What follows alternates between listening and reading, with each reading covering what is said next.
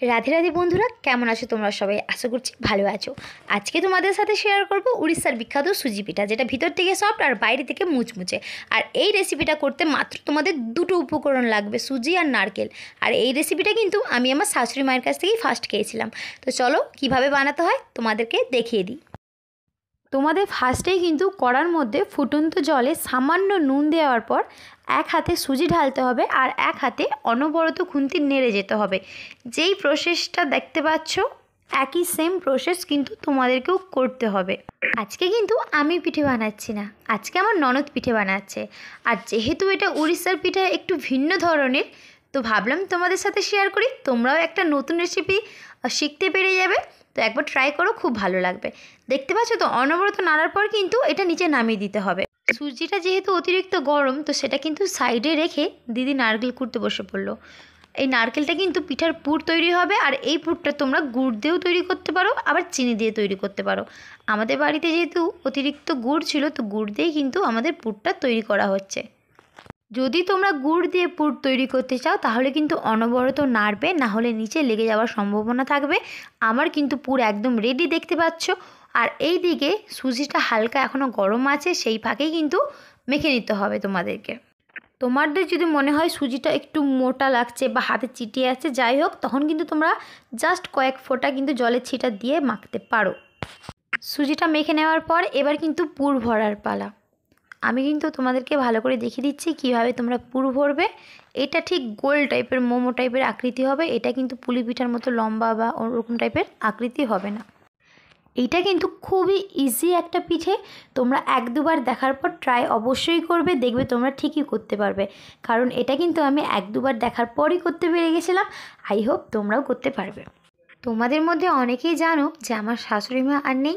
পিঠে করার সময় কিন্তু আমি আর দিদি মাকে খুব মিস করতেছিলাম। মাই কিন্তু এই পিঠেটা আমাদেরকে শিখিয়ে গিয়েছিলেন।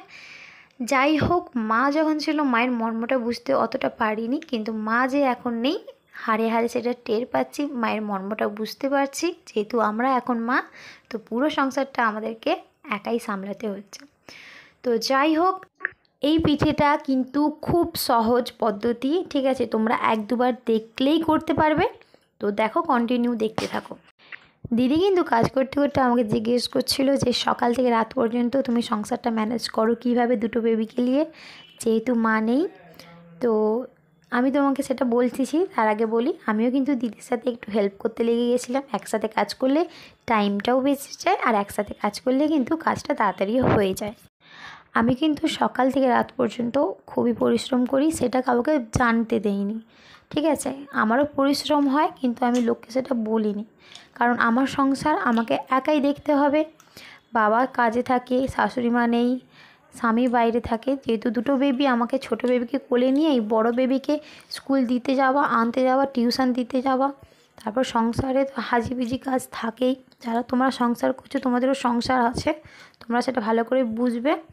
তো যাই হোক, সেটা বলার কিছুই নেই। তা সত্ত্বেও কিন্তু আমি অনেক কষ্ট করে ভিডিও শ্যুট করি, এডিট করি, পোস্ট করি, শুধুমাত্র তোমাদেরই জন্য।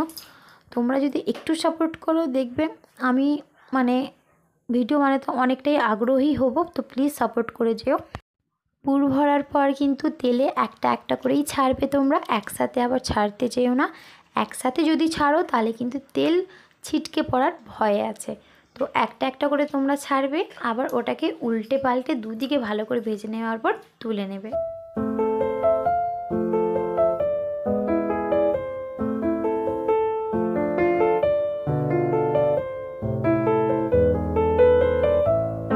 আমাদের কিন্তু সব পিঠেই ভাজা হয়ে গেছে, আর তোমরা দেখো কতটা ইয়ামি লাগছে, দেখলেই খেতে ইচ্ছা হবে, জিভে জল চলে আসার মতো।